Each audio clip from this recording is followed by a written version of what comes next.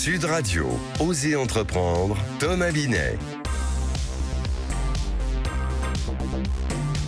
Entreprenez, réentreprenez comme tous les dimanches jusqu'à 10h avec Thomas Binet. Bonjour. Bonjour Jean-Marie. On entreprend dans quel domaine aujourd'hui ? Je vais vous expliquer la saga de la marque de basket Veja et on va recevoir notre grand témoin Bérengère Loiseau, PDG du groupe Bernard Loiseau et de l'emblématique relais Bernard Loiseau à Saulieu. On va parler gastronomie, hôtellerie et entrepreneuriat.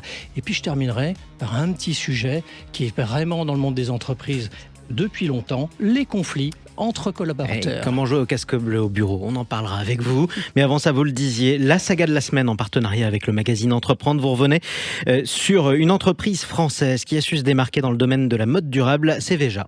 Absolument. Veja d'abord qui signifie regarde en portugais, qui a été fondé en 2004 par Sébastien Kopp et François Ghislain Morillo avec une vision claire. Produire des chaussures écologiques et équitables en réduisant l'impact environnemental de la mode. L'entreprise s'est distinguée en adoptant une approche transparente de la production, en utilisant des matériaux durables tels que le coton biologique et le caoutchouc sauvage d'Amazonie et aussi en favorisant des pratiques commerciales éthiques. Alors ça c'était pour le concept, mais comment elle a fait pour se faire connaître ? Veja s'est démarquée en misant sur une stratégie. Pas de publicité au sens classique du terme. Elle communique sur ses actions, organise des conférences et consacre presque tous ses moyens à la production. Alors selon les créateurs, lorsque le produit porte en lui une véritable innovation, qu'elle soit technologique, sociale ou autre, il n'y a pas besoin de la promouvoir à travers la publicité dite traditionnelle. En toute logique, mais du coup c'est quoi leur prochain défi ? L'entreprise vient d'ouvrir en début d'année une cordonnerie permettant de réparer les baskets à marque Veja ou pas d'ailleurs, un service déjà présent dans certains magasins comme les Galeries Lafayette. Fidèle à son éthique, Veja a choisi d'y installer un compagnon du devoir parmi l'équipe en charge.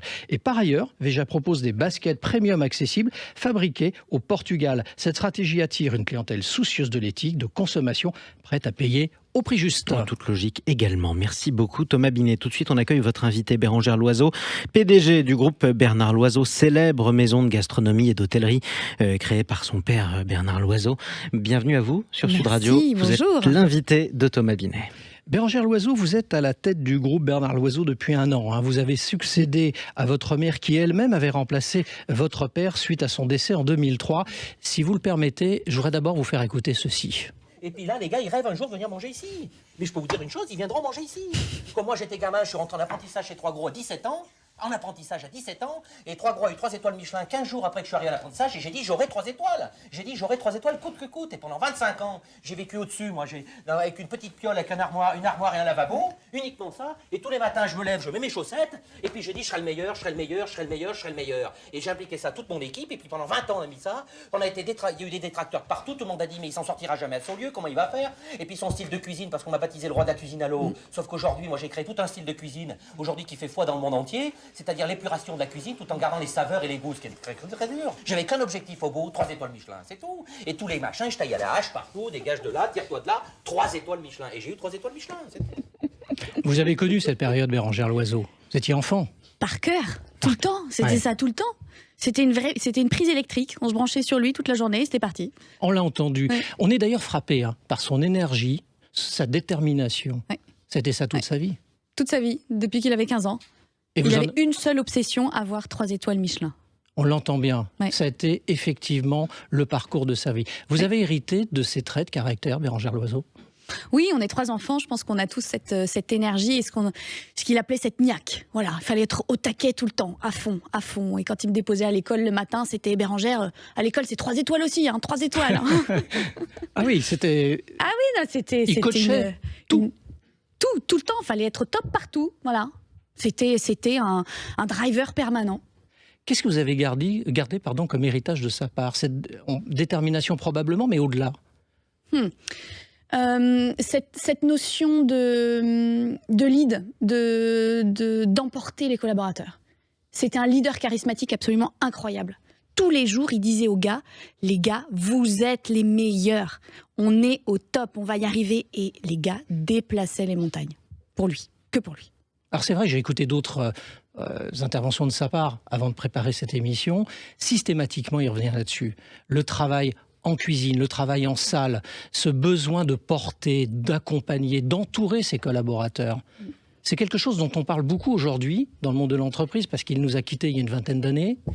Oui. Et pour autant, on ne le dit pas avec son franc-parler, sa gouaille, ses grandes gueules de l'époque aussi. Parce qu'il correspond à une époque. Oui, il correspond à une époque, c'est sûr, et puis aussi un milieu, un métier. Oui. Celui de la haute gastronomie, où là, on est des marathoniens le midi, on est des marathoniens le soir. Parce que quand on est en service, comme on dit, il faut que ça sorte. Oui, c'est très difficile, c'est un métier extrêmement complexe. Oui, et on vend de l'éphémère, on vend de l'émotion, et c'est quelque chose d'instantané. Chaque plat est unique. Et on vend du détail aussi, c'est ça aussi qui est important, parce que chaque chose a son importance. Dans tout. Dans la moindre serviette, dans le pliage de la moindre serviette, dans la disposition du moindre verre. C'est fabuleux. On est amené à se dépasser en permanence à chaque instant. Vous êtes joueur, entraîneur, président de club, quelque part, dans ce rôle. Oui, tout à fait. Et papa utilisait notamment cette métaphore-là. Il disait, moi, vous comprenez, je suis Zidane, moi. Il faut que je les pousse, les gars, là. Donc vous seriez Mbappé aujourd'hui, c'est ça, Bérengère Loiseau?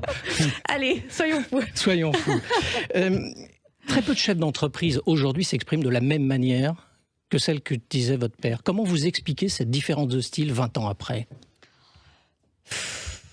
C'est une très bonne question. Il y a certainement un contexte qui est différent. À l'époque, on était quand même dans les 30 Glorieuses. Il y avait une économie qui était porteuse. Je ne sais pas, mais c'est vrai que oui, ça fait du bien des figures comme ça qui nous aident à nous dépasser. Vous avez déclaré que vous étiez fixé comme mission de faire vivre l'histoire et l'esprit du relais de Bernard Loiseau en le faisant évoluer sans chercher à le révolutionner. Évolution, pas de révolution. Oui. C'est donc un changement dans la continuité, comme on disait à l'époque des années 80 ?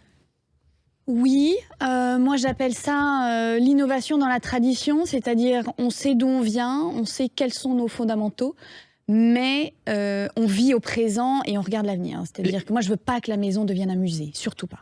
Et dans le même temps, il ne faut pas déstabiliser les clients qui sont habitués, parce que vous avez reçu les plus grands, des acteurs, des hommes politiques, enfin du monde entier. Donc tous ces gens-là ont fait aussi l'histoire. Donc ça doit être chargé d'histoire quand on y va aussi chez vous. Je pense que c'est la maison la plus chargée d'histoire probablement au monde, puisque avant mon père, cette petite auberge dans la ville de Saulieu, au cœur de la Bourgogne, a connu une destinée incroyable avec Alexandre Dumaine, qui était un des tout premiers chefs 3 étoiles dans les années 30. Et toute la jet-set internationale s'est arrêtée dans la petite ville de Saulieu à la Côte d'Or. Picasso, Edith Piaf, Clark Gable, Colette, Christian Dior, j'en passais des meilleurs. Et quelques années plus tard, l'histoire se répète avec Bernard Loiseau. Incroyable, pour une toute petite auberge de province. On a entendu dans le son qu'on vous a envoyé, l'obsession, on en a parlé il y a un instant, des 3 étoiles. Vous n'avez pas le même rapport à cette obsession qu'avait votre père? Pas du tout, effectivement. La 3e étoile est un objectif, mais ce n'est pas une obsession. La différence est certainement que moi, je suis restauratrice hôtelière et pas chef. Oui. Mais voilà, en tout cas, lui, ça a été l'obsession de sa vie, encore une fois, depuis qu'il avait 15 ans. Et il y est arrivé, d'ailleurs. Absolument. Aujourd'hui, le groupe Bernard Loiseau, c'est pas un groupe franco-français ou au sens où on l'entend, puisque votre sœur, vous êtes à la tête vous avez un frère et une sœur, et votre sœur travaille avec vous, Blanche, pour la citer. Blanche, elle est chef. Elle a hérité du feu sacré. Et elle est partie à Tokyo. C'est ça. Et vous avez ouvert là-bas. Oui. Le 2 juin, on a ouvert l'Oiseau de France à Tokyo. Donc c'est notre premier établissement à l'étranger, en tout cas pour nous, la nouvelle génération. Et c'est une grande, grande fierté pour nous de faire rayonner notre pays, la gastronomie française, notre art de vivre et puis notre histoire à nous aussi. Dernière question, Bérengère Loiseau. C'est quoi l'avenir du groupe Bernard Loiseau dans quelques années? Vous voyez comment, par rapport à cet héritage, par rapport à aussi cette évolution, sans transformation profonde de révolution, comme vous l'avez dit, c'est quoi demain? Eh bien écoutez, aujourd'hui c'est déjà 130 collaborateurs, c'est 2 hôtels, 6 restaurants, donc on est bien sûr à Saulieu, Beaune, Besançon, Dijon et maintenant Tokyo. Moi, je me suis fixé une mission double, l'embellissement de la maison historique. Mes yeux, mon énergie, mon cœur sera toujours focalisé à 200% sur Saulieu, puisque c'est de là que tout part pour nous. Et ensuite, le développement du groupe, que ce soit avec notre ligne de bistrot Loiseau, ou même aussi des projets hôteliers. Et bon, on vous recevra pour voir comment ça évolue en quelques temps. Merci à vous. Absolument, Bérengère Loiseau. Je rappelle que vous êtes la PDG du groupe Bernard Loiseau. Un mot pour vous annoncer aussi l'autre rendez-vous des gastronomes et des gourmands qui écoutent Sud Radio. C'est dans une vingtaine de minutes. Ferniaud fait le marché. Oui. Une émission qui, plus d'une fois, a aussi rendu hommage à votre père, Bérengère Loiseau. Merci à vous. Bruno, le spécialiste des fournitures et de l'équipement pour les professionnels, présente Sud Radio, Osez entreprendre, Thomas Binet. Bon, maintenant, on va parler de ce qui fâche avec vous, Thomas. Absolument. Les conflits en entreprise, inévitables comme dans tout le reste de la vie d'ailleurs. Pourquoi c'est si important de bien les gérer ? Eh ben Jean-Marie, parce qu'un conflit mal géré peut entraîner une baisse de la productivité, une mauvaise ambiance de travail et même le départ de bons employés en définitive. Parce que souvent les bons qui partent dans ce genre de circonstances. En revanche, un conflit bien géré peut renforcer les relations, améliorer la communication et mener à des solutions innovantes. Bon, ce qui est certain, c'est que ne rien faire envenime toujours la situation à terme. Alors, c'est quoi les premières choses à faire ? Tout d'abord, il est essentiel d'identifier la source du conflit. Est-ce un problème de communication, de personnalité, de vision ou de méthode de travail ? Une fois la source identifiée, il faut écouter activement toutes les parties impliquées. Il ne suffit pas de comprendre ce qui est dit, mais aussi ce qui n'est pas dit, car les non-dits peuvent être très révélateurs. Bon, on commence par écouter. Ensuite ? Ensuite, il faut chercher à trouver un terrain d'entente. L'objectif est que chaque partie se sente entendue et respectée. Et qu'est-ce qu'on fait si ça persiste ? Si le conflit persiste, effectivement, il peut être utile de faire appel à un médiateur, quelqu'un de neutre qui peut aider à désamorcer la situation. Alors ça peut être un manager, un membre des ressources humaines ou même un médiateur externe en cas de conflit grave. Bon, vous avez un dernier conseil ou pas ? Oui, n'attendez pas que les conflits s'enveniment. Une intervention précoce est souvent la clé. Et n'oubliez pas, voir le conflit comme une opportunité d'améliorer les choses, ça peut vraiment changer la donne, En Jean-Marie. toute logique. Bon, il doit y en avoir beaucoup aussi en cuisine, parfois des conflits. C'est pour ça qu'on n'a pas le temps de les gérer. Vaut mieux réagir très vite. Allez, restez avec nous sur Sud Radio. On vous retrouve dans un instant, Thomas Binet. On va parler d'investissement. On parle de Investissement non coté. Sud Radio, Osez entreprendre, Thomas Binet.